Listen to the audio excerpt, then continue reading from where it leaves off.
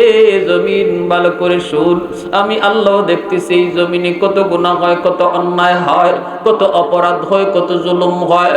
আমি আল্লাহ দেখতেছি এই জমিনের ভিতরে কত নাফরমানি হয়। কারণ জমিন প্রতিদিন আল্লাহর কাছে আবদার করে, আল্লাহ কুল্লা ইয়াউমিন ওয়াল আরদা ইয়াস্তাজিলু রাব্বাহু।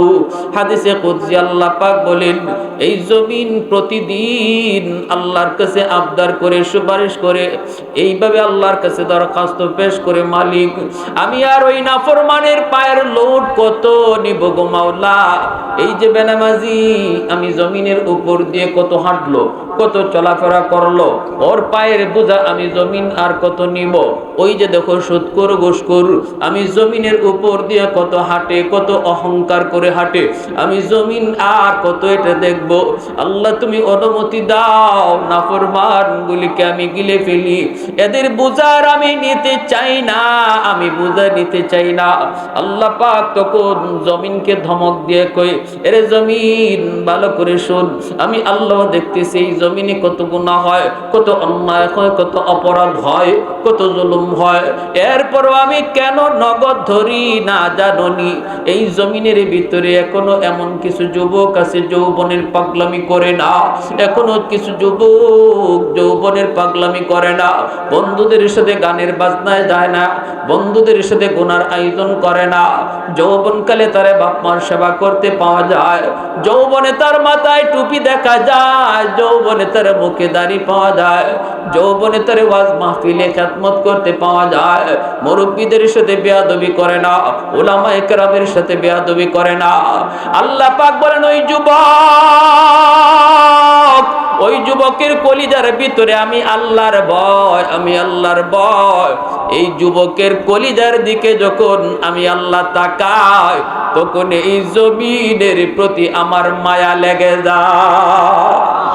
লাউলা মাশাইখু রুক্কা ওয়াশবাবু খুশা ওয়াল আতফালু রুদ্দা ওয়াল আনআমু রুদ্দা লাজআলতুস সামাআ হাদিদা ওয়াল আরদা খাফসাফা ওয়াত তুরাবা রামাদা ওয়ামা আনজালতু মিনাস সামাই কাতরা ওয়ামা আমবাততু মিনাল আরদি নাবাতা বাল আনজালতু আলাইকুমুল আযাবা সাব্বা। এ যুবক, আজকে ধন্য মায়ের ধন্য ওই যুবকগুলি, যেই যুবক আজকে এই ফিতনার জমানায় একটা কোরআনের মাহফিলের আয়োজন করলো। আজকে ওই যুবকরা চাইলে গানের আয়োজন করতে পারতো, ঠিক কিনা জোরে বলো? ওই যুবকগুলি চাইলে পারতো, গায়িকাই না গানের অনুষ্ঠান করত না, না, তাদের দিলের ভিতরে আল্লাহ পাকের প্রেম, আল্লাহর প্রেম, কোরআনের প্রেম, গানের প্রেম তার দিলের ভিতরে জায়গা দেয় নাই। অথচ যুবক যদি গান বাজাইতো, কেউ তারে বাধা দিত না, কারণ যৌবন কাল হলো পাগলা ঘোড়া, যেই দিকে খুশি দৌড় দিবে। আল্লাহ পাক বলেন, ওই যুবক যে তার যৌবনের পাগলা ঘোড়ার লাগাম টাইনা ধইরা রাখছে, আমি আল্লাহ এই জিনিসটা দেখতেছি, আর এই দেখার কারণে তার খাতিরে আমি জমিন টিকায় রাখছি। এজন্য বলি, এ যুবক, তুমি নামাজি হওয়ার কারণে জমিন টিকে আছে। আল্লাহু আকবার, জোরে বল। তুমি আমার নবীর সুন্নত টুপি আর মুখে দাড়ি রাখার খাতিরে আল্লাহ জমিন টিকায় রাখছে, জমিন টিকায় রাখছে। যেদিন থেকে যুবকগুলি বেপথে বেলাইনে চলে যাবে, আর তারা ইসলামের পথে ডাকলেও আসবে না, ওই দিন মনে রাখবা, আল্লাহ বলে লাজালতুস সামাআ হাদিদা, আসমানকে আমি আল্লাহ লোহা বানায় দিব, ওয়াল আরদা খাফসাফা ওয়াত তুরাবা রামাদা, জমিনকে আমি তামা তামা বানায় দিব। ওয়ামা আনজালতু মিনাস সামা কাতরা, এক ফোঁটা রহমতের বৃষ্টি জমিনে আসবে না। ওয়ামা আমবাততু মিনাল আরদি নাবাতা, একটা শস্যের দানা জমিনে উৎপন্ন হবে না। বাল আনজালতু আলাইকুমুল আযাবা সাব্বা, বরং পর জমিনের মধ্যে শুধু আযাব আর গজব আসবে। করোনা একটা যাবে আরেকটা আসবে, বিপদ একটা যাবে আরেকটা আসবে, একটার পর আরেকটা শুধু বিপদ আসবেই। এজন্য মুরব্বীদের কাম হলো সমাজের যুবকদেরকে ধর্মীয় লাইনে আগায় রাখা, তাদেরকে পরামর্শ দিয়া কোরআনের পথে রাখা, যুবকদেরকে সব সময় ওয়াজ মাহফিলের দিকে, মাদ্রাসা মসজিদের দিকে উৎসাহ দিয়া রাখা। এটা আজ জমিন টিকায় রাখতে হলে এই কাম করতে হবে। একটু জোরে আওয়াজ দিয়া বলেন সুবহানাল্লাহ, আর একটু জোরে বলেন সুবহানাল্লাহ। প্রশংসা করব কার? একটু জোরে মালিকের নাম। প্রশংসা করব কার? আহাদুল লাইসা কামিসলি সামাদুল লাইসা কাফাদলি লিমানিল মুলকু তুগুই তু সাজাওয়ার খুদাই, তু খুদাওয়ান্দে ইয়ামিনি তু খুদাওয়ান্দে ইয়াসারি, তু খুদাওয়ান্দে জমিনি তু খুদাওয়ান্দে সামাই, তু রহিমি তু করিমি তু সমিঈ তু বসীরি, তু মুইদ্দি তু মুদিল্লি তু মালিকিল আরশি বাজাই, বরি আদ খুরদন ও খুফতন, বরি আদ তুহমত মরদন, বরি আদ বিমু উমিদি, বরি আদ রঞ্জ বালাই। আল্লাহু আকবার। এইবার লোকটা বলতেছে, ভাই যাও, আল্লাহকে আমি সাক্ষীও মানলাম, আল্লাহকে আমি কফিলও মানলাম, তোমার 100 স্বর্ণ মুদ্রা দিয়া দিলাম, সময় মতো তুমি দিয়া দিও। হে 100 স্বর্ণ মুদ্রা নিয়ে চলে গেছে। বুখারী শরীফের ঘটনা বলতেছে, বনি ইসরাইলের ঘটনা, আল্লাহর নবী বলেছেন। এইদিকে মানুষ ব্যবসার জন্য চলে গেল, ব্যবসা করলো, লাভ হলো। দুইজনই ভরসা করছে কার উপর? একটু জোরে আওয়াজ দিয়া বলেন না, কার উপর? আল্লাহর উপর দুজনই পূর্ণ ভরসা কইরা একজন আরেকজনকে দাঁড় দিয়া দিল। দাঁড় ভাইরে, সে কিন্তু দিলের ভিতরে পুরা ইয়াকিন লয়ে গেছে, আল্লাহ আমি টাইম মতো যেন টাকাটা ফেরত দিয়ে দিতে পারি। দিলের ভিতরে তার বিন্দু পরিমাণ কোনো ধরনের খারাপ চিন্তা নাই, নেওয়ার সময় তার খারাপ চিন্তা নাই, নেওয়ার সময় তার দিলটা পরিষ্কার, টাইম মতো দিয়ে দিব। মনে রাখবা, যেই মানুষটা দিলের ভিতরে দিল সাফ রাখে, সাফ নিয়ত পুরাপুরি সঠিক রাখে, আল্লাহ পাক নিজেই তখন তাকে দেওয়ার ব্যবস্থা করে। আর আমরা তো নেওয়ার সময় নিয়তে গন্ডগোল, হ্যাঁ, দাঁড় নেওয়ার সময় গন্ডগোল, কোন রকম বাড়িটা পার হইতাম নি পারি, টাকাটা হাতে নিয়ে নিতাম পারি, এরপরে দিমুনের টাইম মতো আইও, তখন দিমুনে ওই যে নেওয়ার সময় দিলের ভিতরে গন্ডগোল। এজন্য এই টাকা সময় মতো দেওয়ার ব্যবস্থাও তার হয়। এই লোক গেছে, ব্যবসা করছে, টাইম মতো সে আইতো, নদীর পারে আইছে, টাইম মতো নদী পার হইয়া, বিশাল বড় একটা নদী পার হইয়া ওই যার কাছ থেকে ঋণ আসছিল তার বাড়িতে দিত। আয়া দেখে কোনো নৌকা নাই, আবহাওয়া খারাপ, এই অবস্থায় নদীতে কোনো নৌকা যান চলাচল কিছুই চলে না, চলার কথাও না, সেও যাইতে পারবে না লইয়া, তার নৌকা নিয়েও যাওয়া সহজ না, নদী বড় উত্তাল। এই অবস্থায় সে টাইম মতো তার এই 1000 স্বর্ণ মুদ্রা দিবে কি কইরা? আল্লাহর নবী তার হাদিসে বলেন, সে আল্লাহর কাছে চাইতেছে, আল্লাহ আমি তোমাকে সাক্ষী মাইনা, তোমাকে কফিল মাইনা টাকাটা আনছি, এইবার এই সময় মতো টাকাটা আমি কেমনে দিব গো আল্লাহ, কেমনে আমি দিব?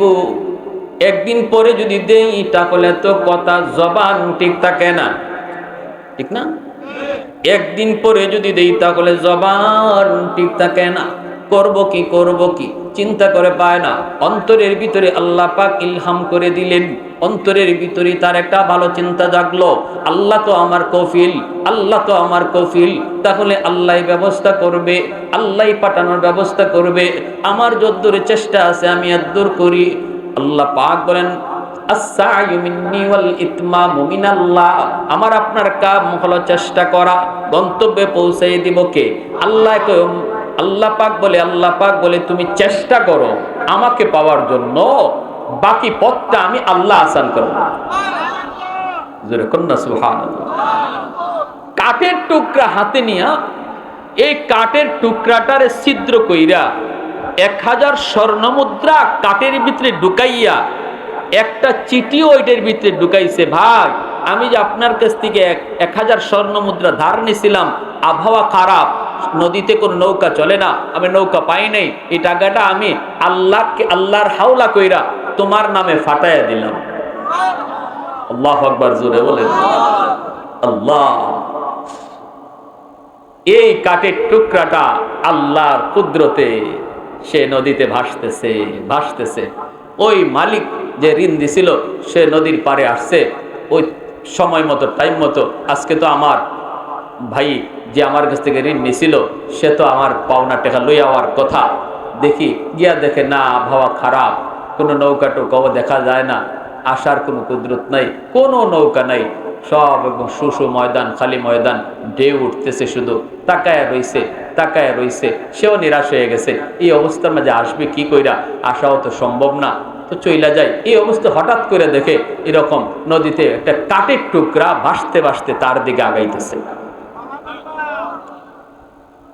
এই লোকটা মনে মনে কয়, তাহলে একটু নিজেই দেখা যায় কাঠটার মধ্যে কি কিছু নাও যদি পাই, কাঠটা নিয়ে অন্তত লাকড়ি তো বানাইতে পারবো, জ্বালানির কাঠ বানাইতে পারবো। জ্বালাইবার জন্য নিয়ত কইরা এই কাঠের টুকরাটা উঠাইছে, বেশ বড় একটা কাঠের টুকরা উঠাইছে, উঠে নিয়ে গেছে বাড়িতে, নিয়ে বিবিরে কইছে এটা লাকড়ি বানানোর জন্য কাটো। নিজেও কাটতেছে কাটতেছে বইসা রইছে। হঠাৎ করে কাটতে যায় দেখে একটা কাগজ, আবার কাগজের সাথে 1000 স্বর্ণ মুদ্রা। আল্লাহ, অবাক হয়ে লোকটা ওই কাগজের টুকরা পইরা দেখে ওই ভাইয়ের লেখা চিঠি লিখেছে, ভাই গো, আমি টাইম মতো আসতে চেয়েছি, কিন্তু আসবো কেমন করে, আবহাওয়া খারাপ হয়, কোনো নৌকা পাই নাই, কোনো খেয়া পাই নাই, কিন্তু সময় মতো আপনার পাওনা টাকা আমি পরিশোধ করার নিয়ত করে আল্লাহর হাওলা করে কাঠকে নৌকা বানায়া পাঠায়া দিছি। আল্লাহু আকবার। বলুন তো, জড় পদার্থগুলি যত যা কিছুই আমরা দেখি না কেন, সব কিছু কথা শুনে কার? হ্যাঁ, নদীর পানি কথা শুনে কার? মুসানবীর আম্মায় নদীতে বাসায় দিছে নীল দরিয়া, কাঠের বাক্সের ভিতরে ঢুকায়া, ঠিক না? এইবার আল্লাহ কইতেছে, রে নীল দরিয়া শুন, কাঠ তো নদীতে ডুবে যাওয়ার কথা, কিন্তু এই কাঠের বাক্সের মধ্যে আছে আমার পয়গম্বর মুসা, সাবধান, তুই আমার পয়গম্বরকে ডুবাবি না। কাঠটা ভাসতেছে ভাসতেছে, এইভাবে আল্লাহ পাক কয় তুই ডুবাবিও না। আবার শ্রদ্ধা নাই, দুইটা হাত উপরে উঠাইয়া আল্লাহকে হাজির নাজির রাইখা বলো, মুহাম্মাদুর রাসূলুল্লাহর বাহিনী আসেনি, হয় নাই, আরো জোরে আসেনি, গায়ের শক্তি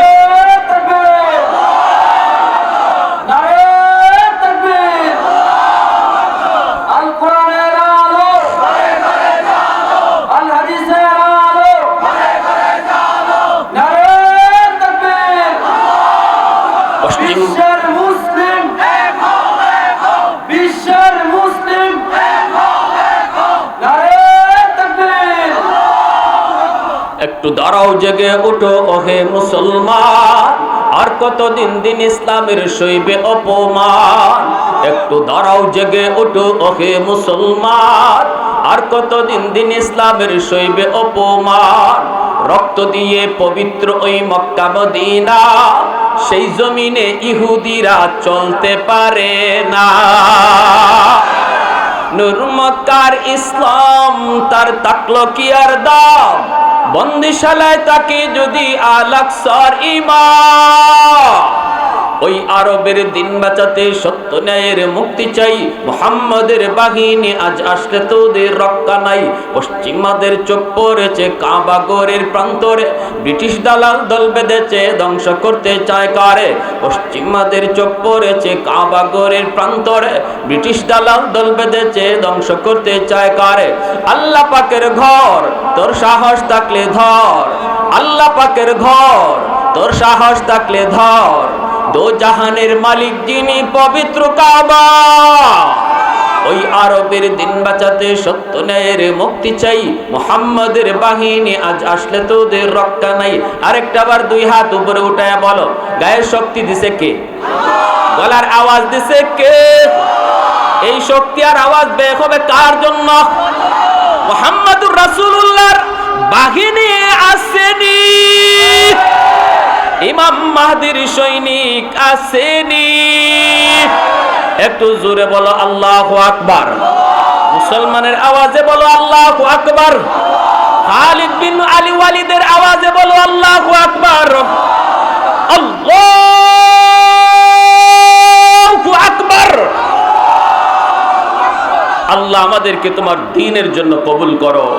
আল্লাহ আমরা বিছানায় মরণ চাই না, শাহাদতের মরণ দান করো। সবাই বলেন আমিন। পৃথিবীর হায়াত আর বেশি দিন নাই। রঙের দুনিয়া স্বপ্নে দেখে লাভ নাই, যে কোনো মুহূর্তে বিপদের ডঙ্কা আসবে। আজ যেমন আরামে আছি, আগামী কাল কোন অবস্থায় আসবে এখন কেউ জানে না।